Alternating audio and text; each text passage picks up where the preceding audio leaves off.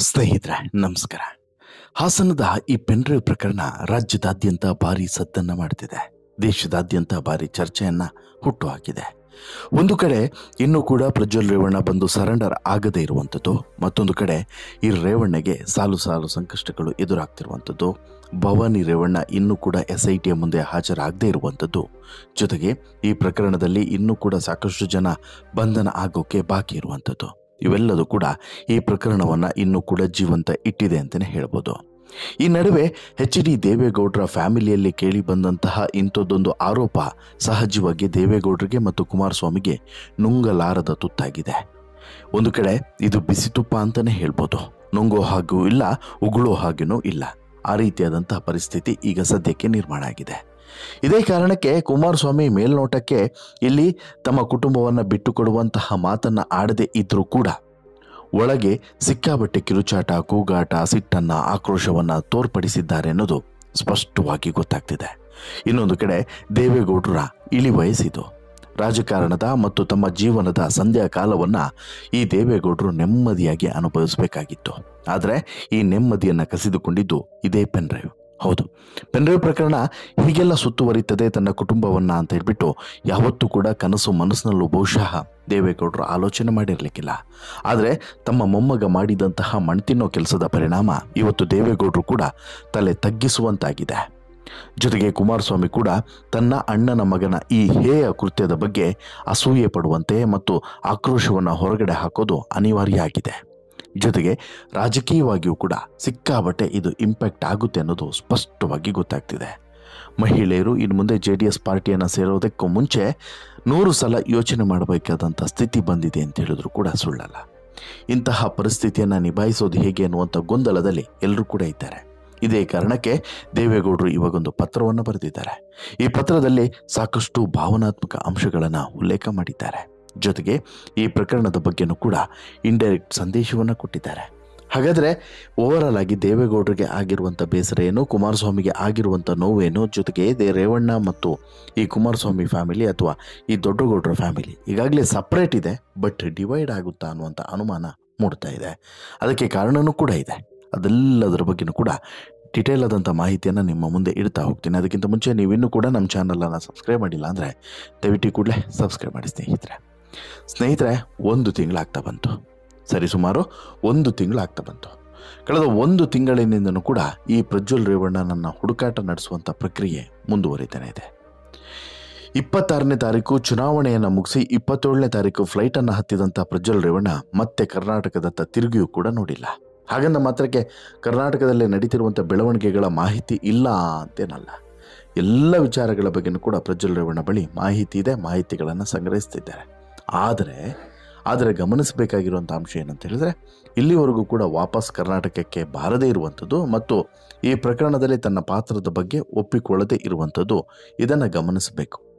ಇಲ್ಲೂ ಪ್ರಮುಖವಾಗಿ ಸಾಕಷ್ಟು ವಿಚಾರಗಳಿದ್ದಾವೆ. ಯಾವುದು ಈ ಪೆನ್ಡ್ರೈವ್ ಪ್ರಕರಣಕ್ಕೆ ಸಂಬಂಧಪಟ್ಟಂತೆ ಸಾಕಷ್ಟು ವಿಚಾರಗಳಿದ್ದಾವೆ, ಸಾಕಷ್ಟು ಅನುಮಾನಗಳಿದ್ದಾವೆ, ಸಾಕಷ್ಟು ಗೊಂದಲಗಳು ಕೂಡ ಇದ್ದಾವೆ. ಇವೆಲ್ಲದೂ ಕೂಡ ಒಂದು ಭಾಗ. ಆದರೆ ಮತ್ತೊಂದು ಕಡೆ SIT ಈ ಎಲ್ಲ ಗೊಂದಲಗಳನ್ನು ಬಗೆಹರಿಸುವಂತಹ ಮತ್ತು ಈ ಬಗ್ಗೆ ಮಾಹಿತಿಗಳನ್ನು ಸಂಗ್ರಹಿಸುವಂಥ ನಿಟ್ಟಿನಲ್ಲಿ ತನಿಖೆಯನ್ನು ಕೂಡ ತುಂಬ ಸೀರಿಯಸ್ ಆಗಿ ಮಾಡ್ತಾ ಇದೆ.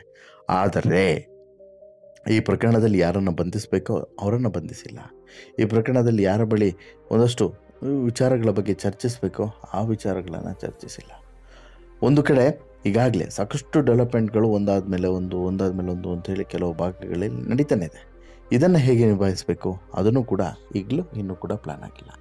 ಈ ನಡುವೆ ದೊಡ್ಡದೊಂದು ಪ್ರಶ್ನೆ ಇರುವಂಥದ್ದು, ಈ ಫ್ಯಾಮಿಲಿ ಡಿವೈಡ್ ಆಗುತ್ತಾ, ಒಡೆಯುತ್ತಾ ಅನ್ನುವಂಥದ್ದು. ಹೌದು, ದೇವೇಗೌಡರು ಇಷ್ಟು ವರ್ಷಗಳ ಕಾಲ ಏನೇ ಆಗಿದ್ರು ಕೂಡ ರಾಜಕೀಯ ಸಂಧ್ಯಾಕಾಲ ಆಗಿರ್ಬೋದು, ಇನ್ನೊಂದಾಗಿರ್ಬೋದು, ಮತ್ತೊಂದಾಗಿರ್ಬೋದು, ಜೊತೆಗೆ ಏನೇ ಬೇಸರಗಳಿರ್ಬೋದು, ದುಃಖ ಇರ್ಬೋದು, ದುಮ್ಮಾನ ಇರ್ಬೋದು, ಎಲ್ಲವನ್ನು ಕೂಡ ನಿಭಾಯಿಸುವಂಥ ಶಕ್ತಿಯನ್ನು ದೇವರು ಕೊಟ್ಟೇ ಇರ್ತಾನೆ.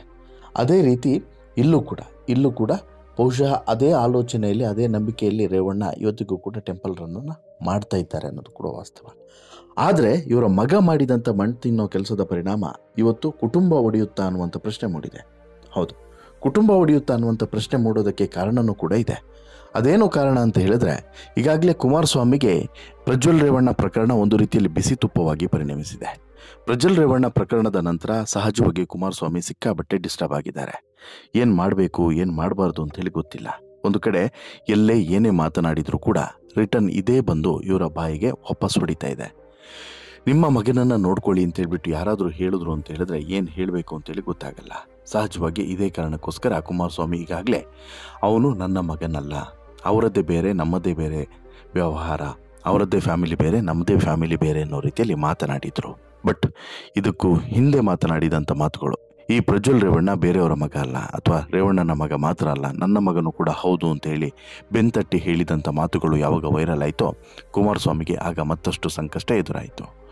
ಹೀಗಾಗಿ ಈಗ ಕುಮಾರಸ್ವಾಮಿಗೆ ಒಂದು ರೀತಿ ಬಿಸಿ ತುಪ್ಪದ ರೀತಿ ಅನುಭವ ಆಗ್ತಾ ಇದೆ ಕುಮಾರಸ್ವಾಮಿಗೆ. ಕಾರಣ ಏನು ಅಂತ ಹೇಳಿದ್ರೆ ಇದನ್ನು ನುಂಗೋ ಹಾಗೇನೂ ಇಲ್ಲ, ಉಗುಳೋ ಹಾಗೇನೂ ಇಲ್ಲ, ಆ ರೀತಿಯಾದಂಥ ಪರಿಸ್ಥಿತಿ ಇದೆ.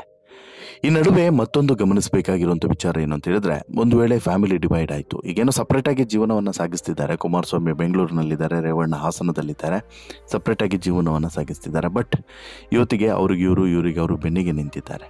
ಬಟ್ ಒಂದು ವೇಳೆ ಇದು ಇನ್ನೂ ಕೂಡ ಪೀಕಿಗೆ ಹೋಯಿತು ಅಂತ ಹೇಳಿದ್ರೆ ಆಗ ಏನು ಪ್ರಶ್ನೆ? Family divide ಆಗಿಬಿಡುತ್ತಾ? ಫ್ಯಾಮಿಲಿ ಒಡೆದು ಚೂರಾಗುತ್ತಾ? ಇಂಥದ್ದೊಂದು ಪ್ರಶ್ನೆ ಈಗ ಮೂಡ್ತಾ ಇದೆ. ಆ ರೀತಿಯಾದಂಥ ಕೆಲವೊಂದಷ್ಟು ಬೆಳವಣಿಗೆಗಳು ಕೂಡ ಇವರ ಕುಟುಂಬದಲ್ಲಿ ನಡೀತಿದೆ ಅನ್ನೋದನ್ನು ಸೂಕ್ಷ್ಮವಾಗಿ ಗಮನಿಸ್ಬೋದು. ಮುಂಚೆಯಿಂದನೂ ಕೂಡ ಕುಮಾರಸ್ವಾಮಿಗೆ ಭವಾನಿ ರೇವಣ್ಣ ಬಗ್ಗೆ ಅಷ್ಟು ಒಳ್ಳೆಯ ಒಪಿನಿಯನ್ ಇರಲಿಲ್ಲ. ಇನ್ನು ಮಕ್ಕಳ ಬಗ್ಗೆನೂ ಕೂಡ ಎಷ್ಟು ಬೇಕೋ ಅಷ್ಟೇ ಕುಮಾರಸ್ವಾಮಿಗೆ. ಹೀಗಾಗಿ ಕುಮಾರಸ್ವಾಮಿಗೆ ಕೆಲವೊಂದು ವಿಚಾರಗಳು ಮುಂಚೆನೇ ಗೊತ್ತಿತ್ತು. ಹೀಗಾಗಿ ಅವಾಯ್ಡ್ ಮಾಡುವಂಥ ಪ್ರಯತ್ನವನ್ನು ಕೂಡ ಮಾಡ್ಕೊಂಡು ಬಂದಿದ್ದರು. ಕೆಲವು ವಿಚಾರದಲ್ಲಿ ಅವಾಯ್ಡ್ ಮಾಡಿದರು, ಕೆಲವು ವಿಚಾರದಲ್ಲಿ ಅವಾಯ್ಡ್ ಮಾಡಿರಲಿಲ್ಲ. ಜೊತೆಗೆ ಟಿಕೆಟ್ ವಿಚಾರದಲ್ಲೂ ಕೂಡ ಕುಮಾರಸ್ವಾಮಿ ಬೇಡ ಅನ್ನುವಂಥ ಮಾತನ್ನು ಹೇಳಿದರು ಅನ್ನೋದು ಈಗ ಚರ್ಚೆ ಆಗ್ತಿರುವಂಥ ವಿಚಾರ. ಕಳೆದ ಬಾರಿಯ ವಿಧಾನಸಭೆ ಚುನಾವಣೆಯಲ್ಲೂ ಕೂಡ ಹಾಗೇ ಆಯಿತು. ಭವಾನಿ ರೇವಣ್ಣ ಪಟ್ಟಿಗೆ ಕುಮಾರಸ್ವಾಮಿ ಇಲ್ಲ ಅಂತೇಳಿ ಬಿಗಿಪಟ್ಟನ್ನು ಹಿಡಿದಂಥ ಪರಿಣಾಮ ಟಿಕೆಟು ಮಿಸ್ ಆಯಿತು. ಈಗ ಹಾಗಾಗಬಾರ್ದು ಅನ್ನೋಂಥ ಕಾರಣಕ್ಕೋಸ್ಕರ ಮುಂಚೆನೇ ಪ್ರಿಪ್ರೇಷನನ್ನು ಮಾಡಿಟ್ಟಿದ್ದಾರೆ. ಇನ್ನೊಂದು ಕಡೆ ರಾಜ್ಯದಲ್ಲಿ ಪ್ರಜ್ವಲ್ ರೇವಣ್ಣ ಪೆನ್ಡ್ರೈವ್ ಪ್ರಕರಣ ಬಿರುಗಾಳಿಯನ್ನು ಎಬ್ಬಿಸಿದರೆ ಈಗಾಗಲೇ ಸಂತ್ರಸ್ತ ಮಹಿಳೆಯ ಅಪಹರಣ ಆರೋಪದಲ್ಲಿ ಎಚ್ ಡಿ ರೇವಣ್ಣ ಜೈಲಿಗೆ ಹೋಗಿ ಹೊರಗಡೆನೂ ಕೂಡ ಬಂದಾಗಿದೆ. ಹೀಗಾಗಿ ಮಾಜಿ ಪ್ರಧಾನಿ JDS ವರಿಷ್ಠ ಎಚ್ ಡಿ ದೇವೇಗೌಡರು ಅತ್ಯಂತ ನೋವಿನಲ್ಲಿದ್ದಾರೆ.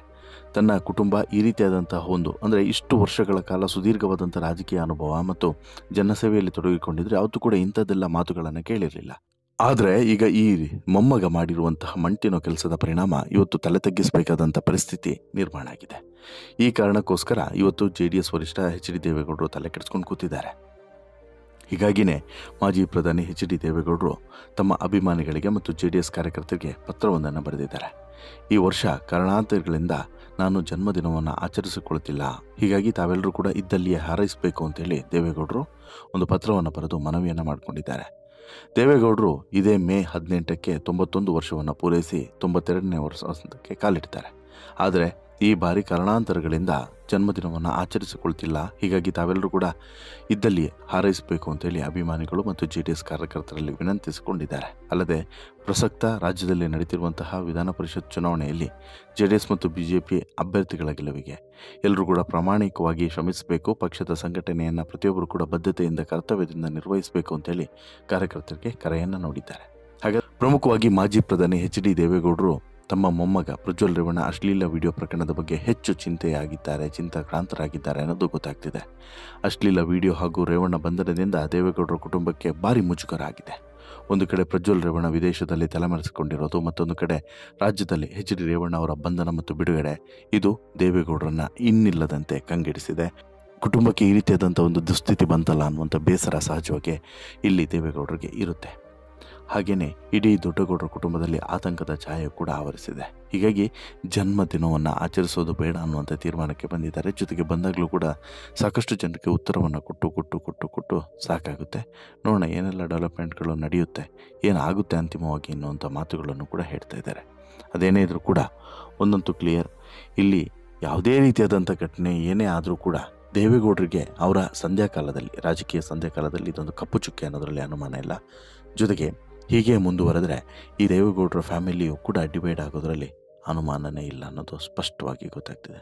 ನಿಮಗೇನಿಸುತ್ತೆ ಸ್ನೇಹಿತರೆ ಈ ಎಲ್ಲ ಬೆಳವಣಿಗೆಗಳ ಬಗ್ಗೆ? ದಯವಿಟ್ಟು ಕಮೆಂಟ್ ಮಾಡಿ ತಿಳಿಸಿ. ಜೊತೆಗೆ ಈ ಸ್ಟೋರಿ ಇಷ್ಟ ಆಯಿತು ಅಂತ ಹೇಳಿದ್ರೆ ಲೈಕ್ ಮಾಡಿ, ಶೇರ್ ಮಾಡಿ, ಚಾನಲ್ಗೆ ಸಬ್ಸ್ಕ್ರೈಬ್ ಆಗೋದನ್ನು ಮರಿಬೇಡಿ. ಧನ್ಯವಾದ.